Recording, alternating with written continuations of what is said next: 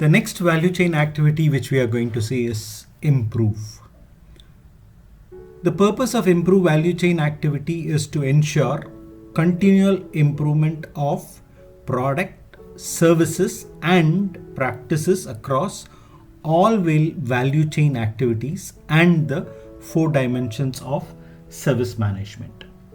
So as it very clearly says, it's continual improvement of product and services and also the practices.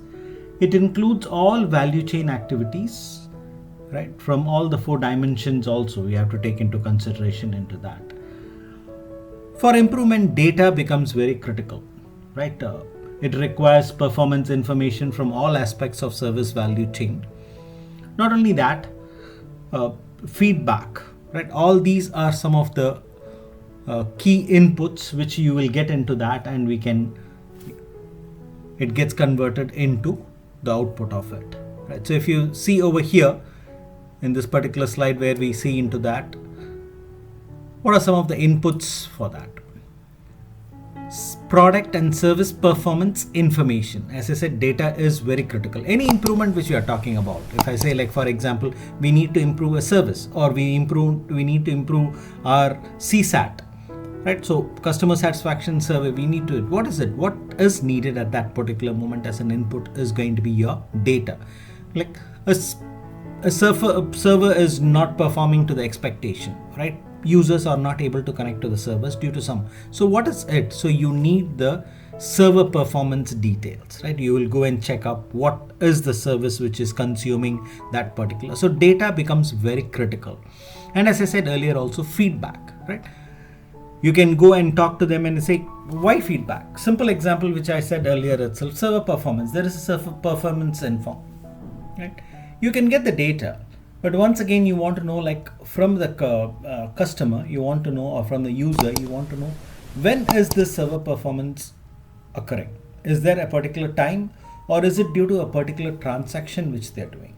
So based on the feedback, right, it could be the approval mechanism, or it could be the rights mechanism which they don't have due to which. So you get the feedbacks,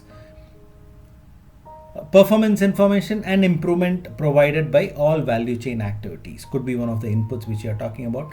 Knowledge and information about new and change product and the services from design and transition or obtain and build, right? So once again, we are talking about something has changed. Has something changed? What has changed? Please let us know.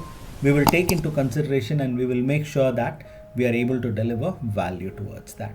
Knowledge and information about third-party service components from Engage, right? Once again, we wanted to get detail about the suppliers, right? It could be a device or it could be a service which the third parties are providing.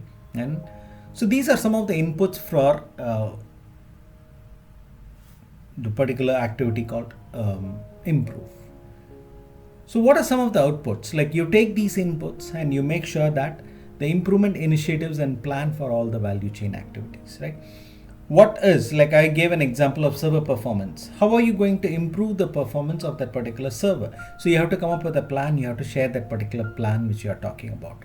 Value chain performance information, right, from the governing body which we are talking about. Once again, improvement status reports, right? We can have some status report as output saying that this is what is a status report. Take into consideration and see how you can implement that particular options into that.